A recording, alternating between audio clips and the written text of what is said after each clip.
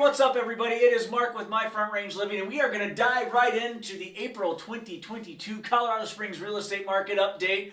Lots of information, so we're just going to dive right in today. So if you're thinking about moving to, maybe you're living in or you're just looking to buy something in Colorado Springs, this is some great information. And again, as we like to disclose every single month, this is for the entirety of the Pikes Peak region, not just El Paso County and Colorado Springs. It includes Teller County, it includes a little bit of Douglas, a little bit of Fremont, a little bit of Park. They're all over the place, but for the most part, this is what you can expect in Colorado Springs. So, single-family homes. Sales went up. Sales went up from 1361 in March to 1489 in April. Oddly enough, April of 2021, 1489. So we're flat year over year, but up month over month, which is pretty standard. I mean, obviously, anytime we get into the spring season, we tend to see a little uptick in inventory. More on that in just a second, because it's pretty interesting what I have to share today. As far as the average sales price, hang on, gang, because the mortgage interest rates did not have an impact on average sales price. The average sales price went up from $539,600 in March to $561,900 in April. Yeah, that's right. It's not getting cheaper to buy a house in Colorado Springs. This same time last year, April of 2021, it was $481,800. That is a difference of 16.6%. So a 16.6% increase in value year over year. Folks, that's crazy. And it seems like we're heading in that direction anyway, regardless of what mortgage interest rates are doing. Again, we'll chat about it here in a second. So active homes. And this is where we like to hang our hat. I thought that this was really, really interesting. 969 homes as opposed to 705 in March. So we went way up, especially when you compare it to what we actually sold. Now, of course, way up year over year, 557 to 969. So even though the sales were the exact same, active actually went way up this year as opposed to last year. So what we're seeing now, especially with buying power struggling a little bit as we get into the fives and the mortgage interest rates, the reality of it is homes are not decreasing in value. They're maintaining, if not growing in value. What we're seeing is days on the market might be a little bit longer for some homes, and it's anticipated that you're not going to have, as a seller, you're not going to have that bum rush of people. Whereas before, a house would go on the market and you'd just be full of showings all day, Friday, Saturday, Sunday, and you'd have a gazillion offers to choose from. We're seeing that pull back a little bit. So showings are slowing down, which means not as many offers are coming in.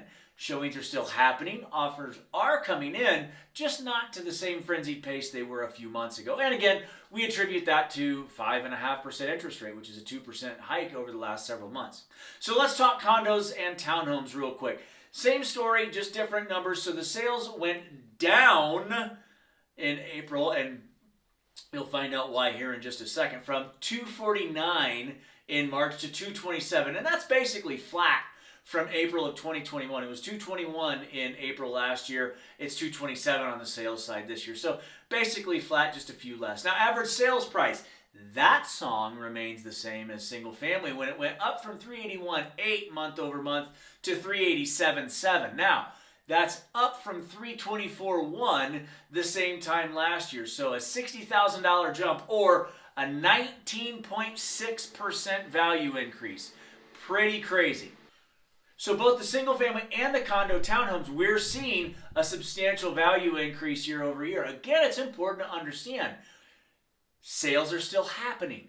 The values are not decreasing. We're just seeing a slowdown a little bit from the flurry of buying and a gazillion different offers. So active homes from a condo townhome side, pretty well flat year over year, month over month. Last month in March it was 74, April 79, April of last year 75. So really that mid to upper 70s range, not a whole ton, and they're moving pretty quick. So 74, 75 to 79, right in that space, you can imagine. Not a huge influx, but that's what's going on there. Now, we got some information that I thought was really interesting. For the last several months, we've been talking about inventory. So we got some interesting stats from a lender friend of ours, and I wanted to share them with you just to give you a better historical idea from an inventory standpoint. So again, as I said, over the last several months, inventory, mortgage points, right? That's what we've been talking about. That's what we've been drilling.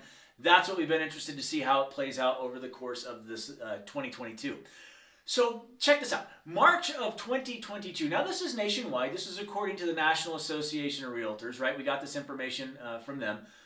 And 950,000 existing home sales at the end of March of 2022 nationwide. 950,000. Let's back up 5 years to 2017. March of 2017, 1.8 million existing home sales. So a pretty substantial difference, a 900,000 home difference in 5 years, and here we are. Now let's go back even further, March of 2012, 2.32 million existing home sales at the end of March of 2012. And then check this out, March of 2007, during all that crash and everything else when the world was ending, 3.81 million. Gang, that's almost a 3 million existing home difference between 2007 and 2012. The reality of it is, that's lopsided in a terrible way, which means we still have a ton of demand and interest out there, but we're selling almost 3 million homes fewer than we were 15 years ago in 2007. I thought that was mind-boggling. When we tell you this is genuinely a home inventory concern, that's what it is. Like, we have seen inventory consistently dwindle over the last several years and demand ramp up. So even with that 2% mortgage rate increase, whatever it gets up to, the reality of it is it's still a great time to sell your home, and it's still going to be pretty competitive on the buying side as well. Hey, as always, we hope you found value in today's content. It would mean the world if you went down below, clicked on that thumbs up, and gave us a like on the content you heard today. It would also mean a lot if you went down below and clicked on the bell down there, subscribe to our channel. We are putting out content every single week to help you make Colorado Springs feel like home.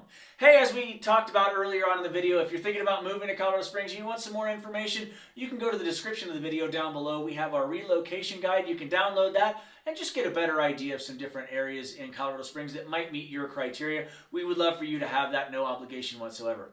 If you do want to look at some homes and check a few things out here in Colorado Springs, restaurants, things to do, just fun stuff, overall, general, what makes Colorado Springs awesome, you can go to our website, and the link for that is in the description below as well, myfrontrangeliving.com.